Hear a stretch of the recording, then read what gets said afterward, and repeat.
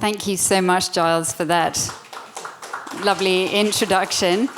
And I want to thank DAG so much for the invitation to participate and to give this lecture this evening. I also want to especially thank Rana Safi, who's guest curated this exhibition and brought together all the contributors to the catalogue. And I must say, we've had an amazing WhatsApp group for about a year, and we've all become fast friends, and it's had such a sense of team, and I think that was really kind of solidified by the fact that all of us have come to Delhi for the opening of this exhibition and participating in these talks. So thank you to Rana as well. And I've chosen as my sort of cover slide the painting that is on the cover of the exhibition catalogue. And I do recommend that you get the exhibition catalogue. It's beautifully sort of cropped in the way that they've chosen to make the cover. The Taj Mahal has a unique position in the global imaginary as one of the greatest works of architecture ever known. Commissioned in 1631 by the 5th Mughal Emperor Shah Jahan. And of course, as we know, it's the mausoleum of his beloved wife, Arjman Banu Begum, who was known as Mumtaz Mahal, the chosen one of the palace. And she died in childbirth at the age of 38.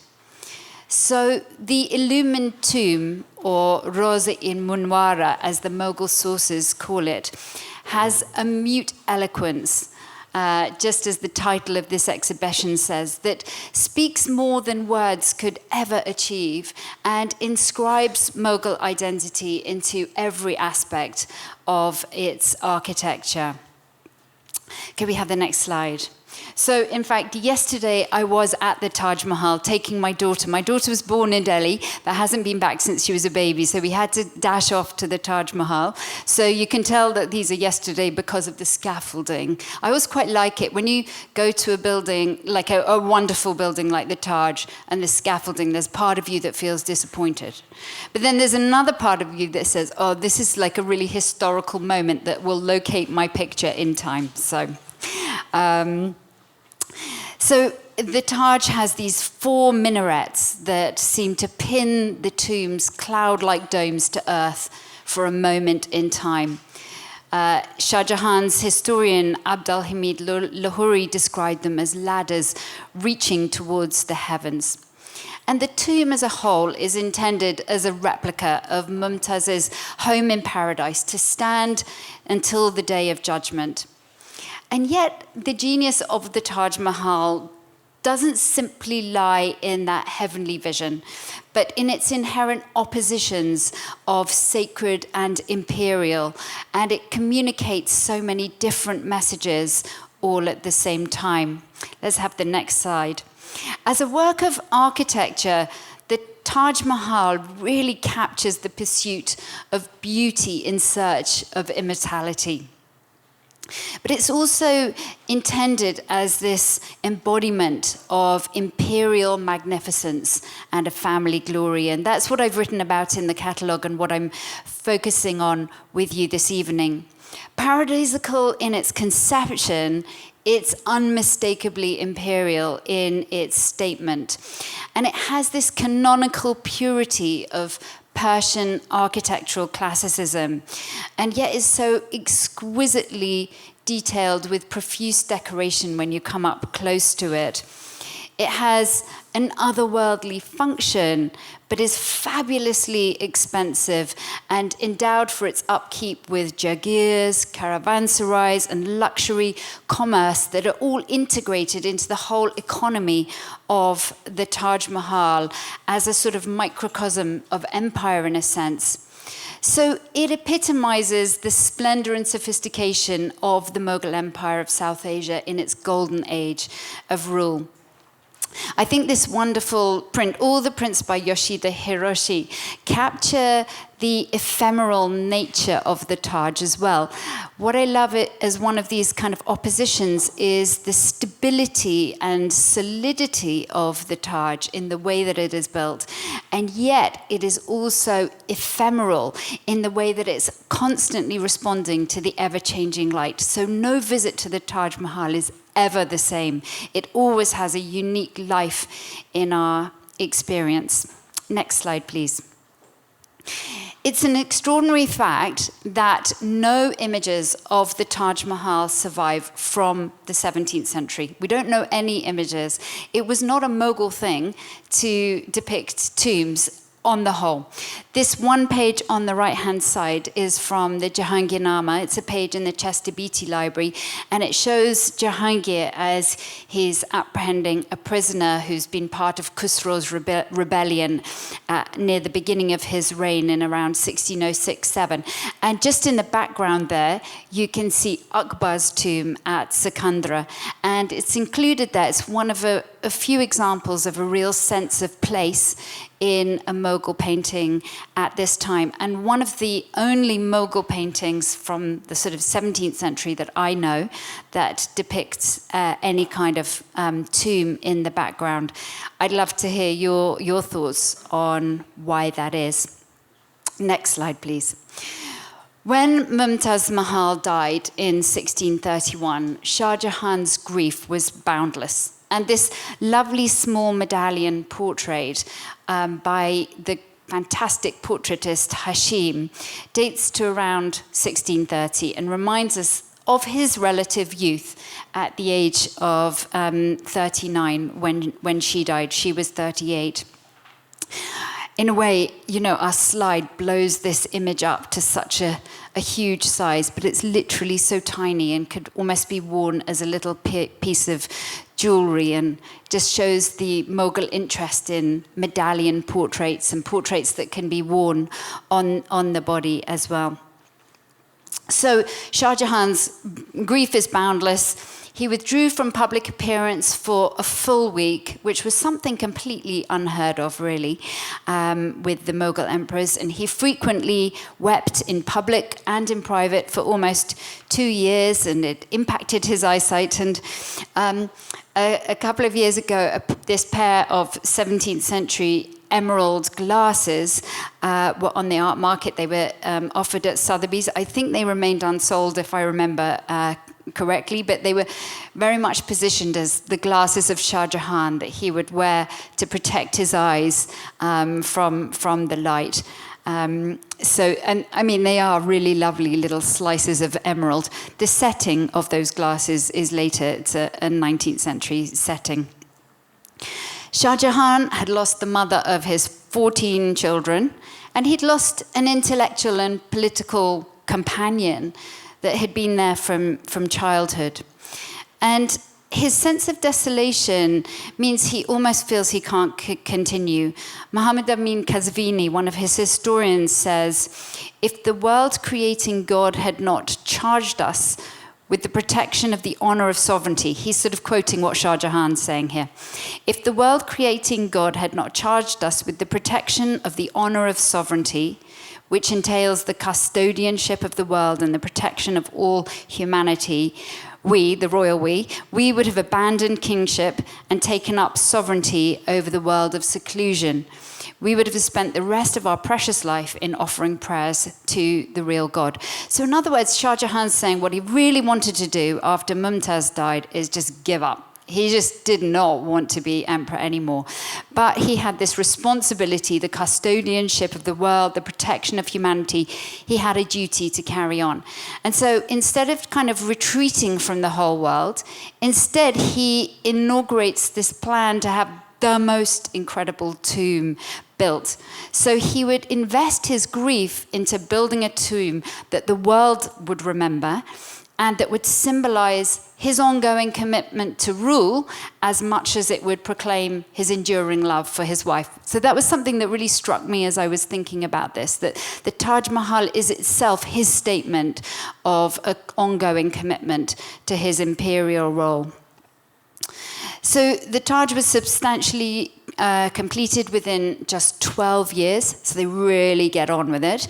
And two commentators, I mean, lots of commentators write about it at the time, but I've chosen two that kind of bookend the beginning and end. 1632, the English traveller Peter Mundy visited Agra, and he said, the king is now building a sepulchre for his late deceased queen, Taj Mahal. and he intends it shall excel all other. So already in 1632, that message is coming across. Next slide. By the 12th anniversary of Mumtaz's death in 1643, Shah Jahan's own court poet Kaleem wrote, and I tried to learn this off by heart, but I won't risk it right now. Since heaven's vault has been standing, an edifice like this has never risen to compete against the sky. Its color resembles dawn's bright face. For both inside and out, it is entirely marble. No, not marble. For in respect of delicacy and beauty, the eye can mistake it for a cloud. So let's think about the Taj Mahal as a site of family glory, a mother's tomb. So our focus here is thinking about marriage and imperial motherhood. Mumtaz Mahal was the sole mother of a large dynastic nuclear family, and her mausoleum would represent imperial motherhood in a more potent way than ever before. Next slide. The Taj Mahal was hers alone, only shared later with her husband after his death in 1666. And her cenotaph is right at the center of the mausoleum, while the cenotaph of Shah Jahan is the only non-symmetrical element of the entire configuration, and leads us to this interesting question of whether Shah Jahan did intend himself to be buried there or not. Again, maybe that's something you will have some insights on. Next slide. In contrast, the forerunner of the Taj Mahal, our own favorite Humayun's tomb here in Delhi, that was built between 1565 to 71, built under Akbar's patronage, but by Humayun's wife Begum. And this was conceived as a cemetery for the wider Mughal family. And it's probably drawing on a tradition of the dakhana, or collective burial platforms of Central Asia. And in the end, Humayun's tomb housed approximately 160 tombs in the lower chambers of the platform of the imperial family. So Arjuman Banu Begum's story as an imperial mother really sort of, let's dive in 1607 with her betrothal to Prince Karam. So as we may know, he acquires the title Shah Jahan in 1617 while he's still a prince. It's not just the title that he has as emperor. And they were betrothed when Shah Jahan, Prince Karam, was 15 years old. Arjuman Banu Begum was 14 years old. Next slide, please. So this lovely painting that's in the British Museum shows the weighing of Prince Karam when he's in Kabul in 1607. It's ascribed to the great Mughal painter Manohar and dates within a few months of this betrothal. So it relates to the same phase of the prince coming of age. You can see how he's sitting on this golden balance in a lovely garden. Typical of Manohar is that distant, lovely atmospheric vista of the garden. And some of the key noblemen of the court are lined up there, particularly just the one in brown behind is Itamada Dowla. And then that's Jahangir's father-in-law. And then in the foreground, we see all these beautiful, precious textiles and jewelry and things that would be distributed as part of this weighing ceremony. But then there's a sort of hiatus, and they don't actually get married for 5 years. And in between, Shah Jahan has his first marriage. So their union's finally solemnized on the 28th of May, 1612, and that's 2 years after Karam's first marriage. Now, Shah Jahan's historians all emphasize the exceptional nature of his bond with Mumtaz Mahal. And it does legitimize, I think, the popular conception of the Taj Mahal as a monument to love. Inayat Khan, one of those historians, says, his whole delight was centered on the illustrious lady, Mumtaz, to such an extent that he did not feel towards the others 1,000th part of the affection that he did for her. Of course, this is actually being written after her death as well, so, there can be a little bit of license there. Next slide, please. Now, in terms of identifiable portraits of Mumtaz, of course, the Mughals were very interested in observed portraiture, but the women of the harem were not openly seen at court, and therefore there was a kind of problem about making portraits of them.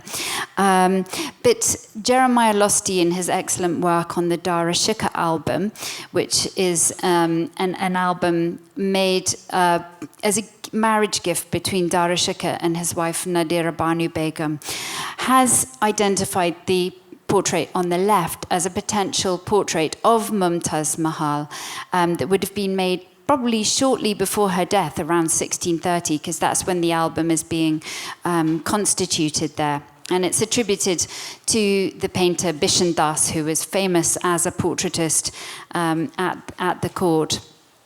And the picture on the right is actually due to be sold at Christie's on Thursday this week or something. And it says, royal couple embracing on a terrace, possibly Prince Karam and Mumtaz Mahal. And it's kind of interesting. Like, it's not a clincher, let me tell you that. And yet, possibly, there might be a reflection of Karam's face there. I don't know. You can make up your mind. But it does seem to be an early 17th century painting, and certainly it captures the idea of royal love there. So, next slide, please. A really extraordinary example that really does seem to be a portrait of Mumtaz Mahal is this half-length nude by the elite Shah Jahani artist Abid. It's a small oval half-length, and it's set into a 17th century mirror case. And the inscription says, "He is Allah. Her elegance was such that the flower stem broke under the weight of its color. On the first day of the month of Ramadan,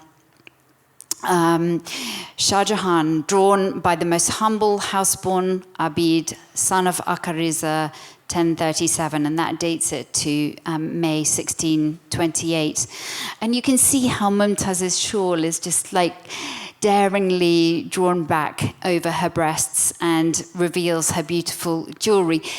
The portrait here is probably predicated on a European engraving. There's an engraving from a series of the liberal arts that had been played around with since the time of Jahangir's Gulshan album with a format like this. So I think it is a sort of reflection of that. And it's definitely a combination where, like, observation is qualified by these complex notions of khiyal, or the imaginary, and the ideal here. And this overtly sensuous portrait definitely supports Kazvini's comments about the sexual passion between Shah Jahan and Mumtaz. So he says, the mutual affection and harmony between the two had reached a degree never seen between a husband and wife among the classes of rulers. And this was not merely out of sexual passion, the excellent qualities, pleasing habits, etc., etc. Next slide. So throughout her marriage, Mumtaz gave birth to a child every 1 or 2 years from about 1613 until she died of a postpartum hemorrhage on the 17th of June, 1631, while the court were in Burhanpur in the Deccan. And of the 14 children she bore, 4 sons and 3 daughters lived to adulthood. Shah Jahan only had one adult daughter from either of his other two marriages. So in this regard, Shah Jahan and Mumtaz's marriage was really unique, since all previous Mughal emperors had adult male heirs by multiple wives. So here you can see, and just that little shot down there is from Rome in the Vatican Library, the Barberini album, and it's a little unfinished genealogical chart of Shah Jahan there. Next slide. Now, strong marriages were something of a family trait in Mumtaz's family. Her Persian grandparents, Itamid-ud-Dawla and Asmat Begum, had a very deep bond. Jahangir writes in his Jahangirnama in 1621, no husband has ever had the affection and attachment for his spouse that Itamid-ud-Dawla had for her. Next slide. Mumtaz's own parents, Asaf Khan and Divanji Begum, had at least 10 children together, and her aunt Mehrunnisa, who is famous as Nur Jahan, had a very devoted and sort of dynamic marriage to the Mughal emperor Jahangir. And maybe one reason for these successful marriages within her family was the profound emphasis on the education of women in the Persian and Timurid tradition. Next slide. And in that connection, it's interesting that Mumtaz's own very erudite lady-in-waiting, Satyunisa, who was also tutor to her daughters, is buried just by the western gate of the Taj Mahal complex, showing how important she was. Next slide. So the Taj Mahal is a means of perpetuating Mumtaz's role as an imperial mother. And this was continued through the social life of the tomb too. So it's not just like a dead, it's not like she's just gone, but then the ongoing celebrations at the Urs festival really sort of keep alive her presence as an imperial mother. So the first Urs was held in the Jilau Khana, which is the sort of courtyard bit when you first enter the Taj Mahal complex. Now that's the area that you are in. And then by the second anniversary in 1633, her body had already been laid to rest in its final burial place within the sort of sandstone plinth there. And so this was now a lovely tekhana, like a kind of, beautiful, cool place down below. And these arcades in the sandstone originally were open to the river as well, and offered a lovely, cool space that would have been a very welcome retreat. When you read Mirza Jalala Tabatai's account of the Urs, it must have been lovely to sort of have a little getaway place. He says, spread out over the entire floor of the platform were multicolored and figured carpets, and upon which a heaven-like assembly with a seating capacity of 1,000 participants was arranged with all elegance and beauty. And they had every type of food and beverage and sweetmeats and confections and perfumed essences and pan. So this was a real sort of place of social gathering. This is bringing together not only family but the whole imperial elite. And as well, it was an opportunity of distributing alms to the poor and to deserving women, which was something that the ladies of the court took very seriously as part of their role as imperial queens and princesses. So we've thought a lot about the Taj as a statement of imperial motherhood, a location of kind of like family glory, and that sense of the importance of the sort of nuclear family, if you like, the fact that Mumtaz is this great imperial mother. But let's think a bit more about the Taj as a statement of imperial glory. It cost a staggering 50 lakhs. And Shah Jahan's secretary, Chandraban Brahman, says in his memoir, the Chahar Chaman, such a great sum was expended on its buildings that the tax of an entire realm and income of a large country would be equivalent to it. So already you can see how it's being positioned as the sheer scale, extravagance, and expense as a declaration of imperial glory. So not only is it telling this tale of love and loss and redemption that some of the other contributors to the catalogue are speaking of. And I think anyone who was here yesterday to hear Michael Calabria speaking about the calligraphy would really focused in on that. So yes, of course, there's this beautiful sacred story being told through the Taj Mahal, but it's also unmistakably about wealth, scale, and importance. So first thing was that Shah Jahan had to acquire the land, and how he acquires the land is a very imperial act. Why Agra? First of all, it's the most obvious city of the three major Mughal capitals, you know, being Agra, Lahore, and Delhi. And it's the most important capital among the three. And it already has this vibrant life as a riverfront garden city. Now, interestingly, Humayun's tomb, when that was built in Delhi, had been deliberately positioned close to the Sufi shrine of the 13th century saint Nizamuddin Auliya. But the Taj Mahal is not defined by proximity to any other sort of saintly space, as it were. It stands on its own as an element of Agra's imperial riverfront garden city. That was reason enough. Next slide, please. Now, the patronage of... Oh, sorry, I didn't say next slide for that one. That was the quotation that we already had. Okay, next slide. This is the Agra Scroll, which is in the British Library. It's a 19th century long description and representation of the sort of riverfront in Agra. And it shows how the patronage of imperial women featured very prominently. And this little section shows the Rambagh Gardens of Nur Jahan. And also, that little section of the river in Agra has the only building that we know Mumtaz was the patron of, which is known as the Zahara Bagh.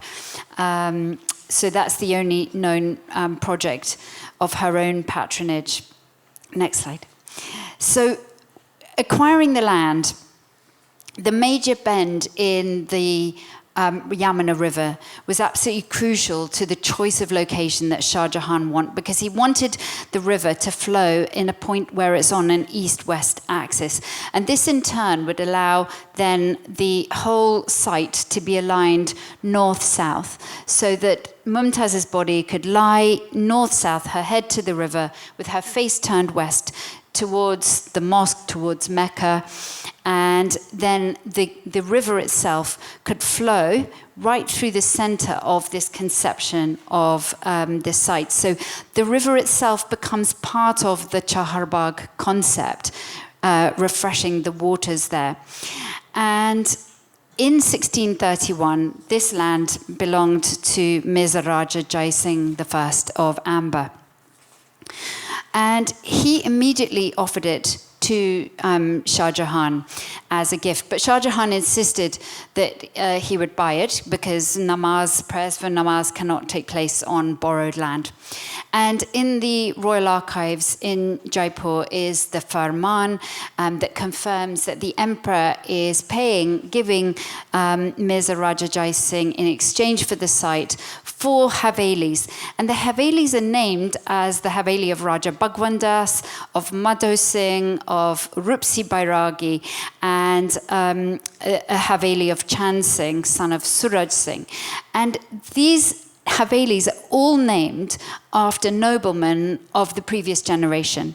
And so it captures the concept of imperial eschat. I never know how to say that word properly, but what it means is that no property belongs to you to pass on to your family, that everything reverts to the emperor on your death. So the fact that these havelis are named in this way and can then be redistributed in this way shows how the concept of imperial eshat is embedded in how Shah Jahan is able to acquire the site.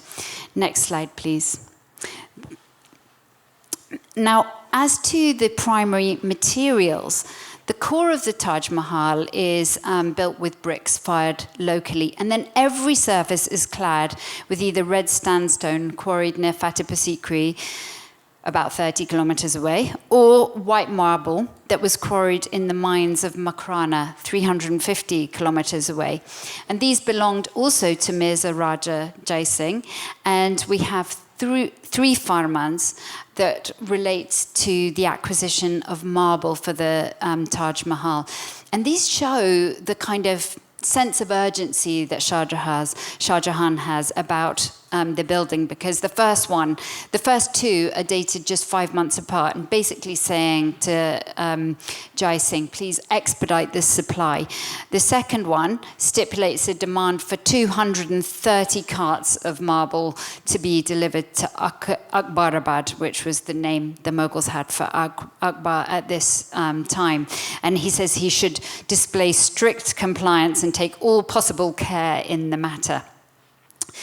And then we also have a farman from 1637, so this is getting near the time as the sort of work is really getting completed, that demands that Mirza Raja Jai Singh should not divert stonecutters to his own building projects that are going on in Amba. So these are the mines at Makrana. And this is a portrait of Mirza Raja Jai Singh from the 1620s, maybe. It's the cover, the frontispiece for an album known as the Amba Album, and is attributed to Bishan Das. Next slide, please.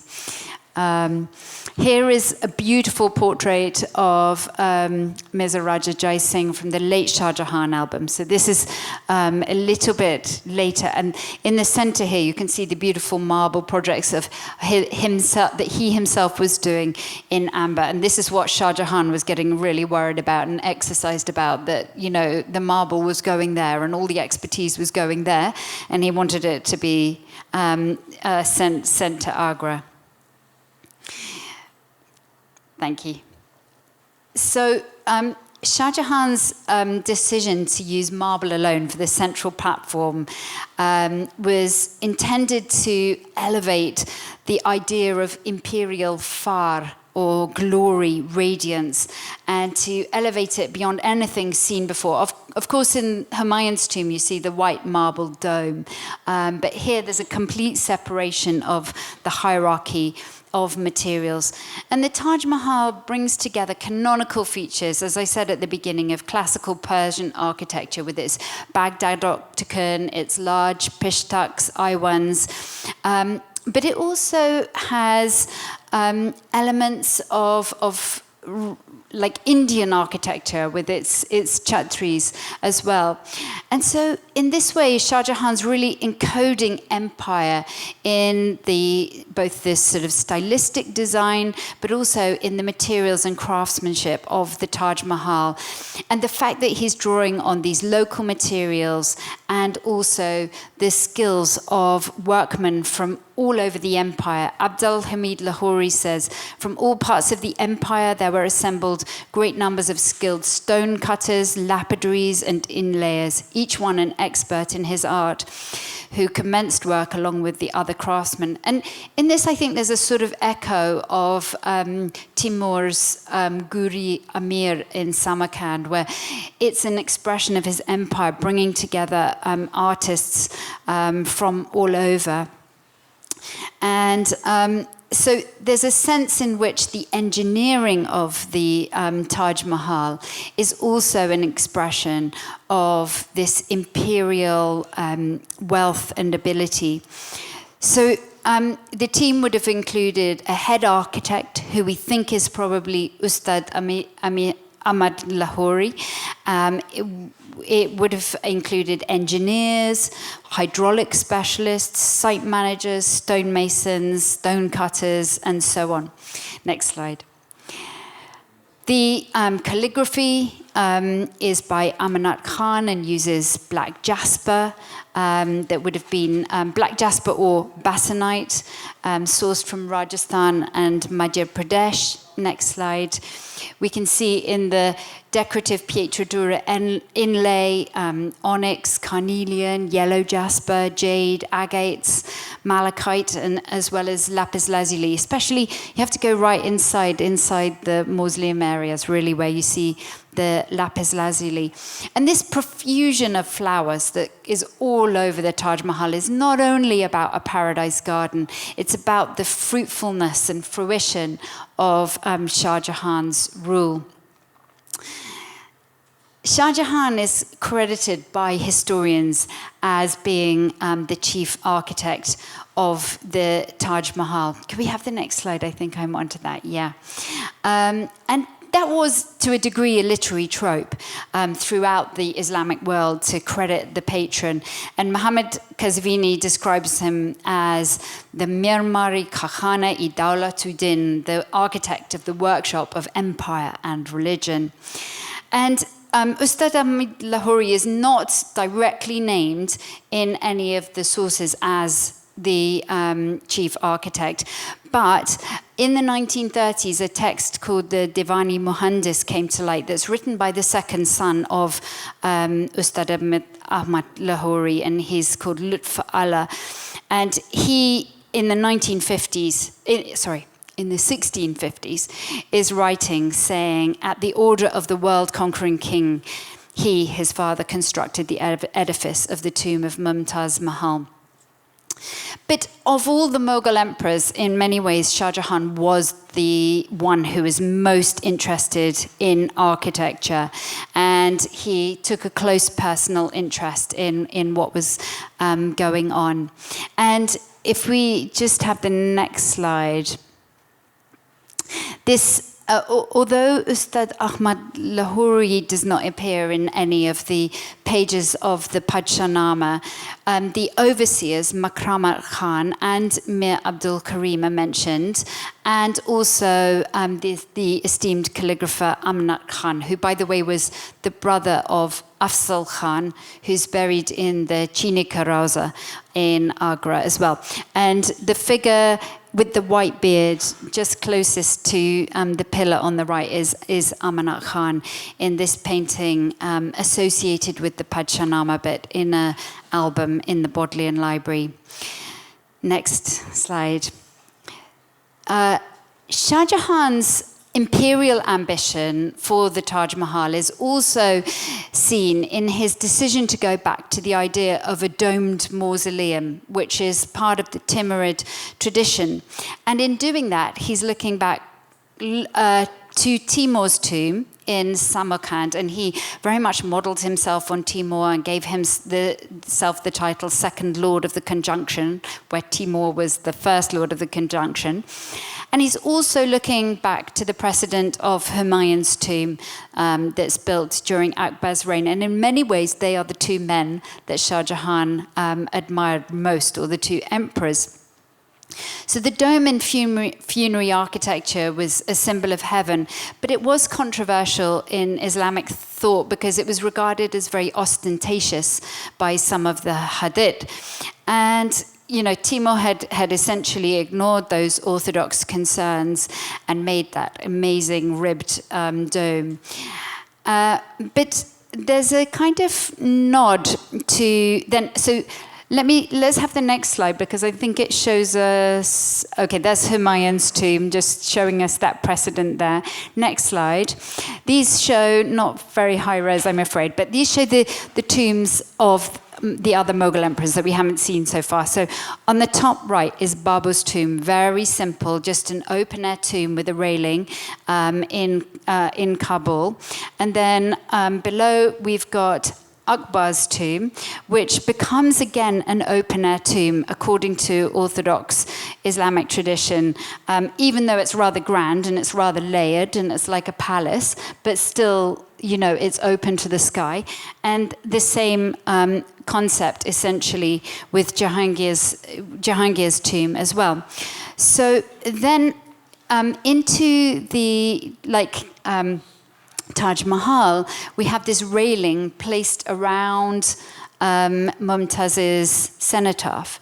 And so it almost makes it an open-air tomb under a domed architecture, as it were. So it's a typical sort of Mughal piece of sort of, combination, speaking, like finding an interesting kind of hybrid way forward in how he does it.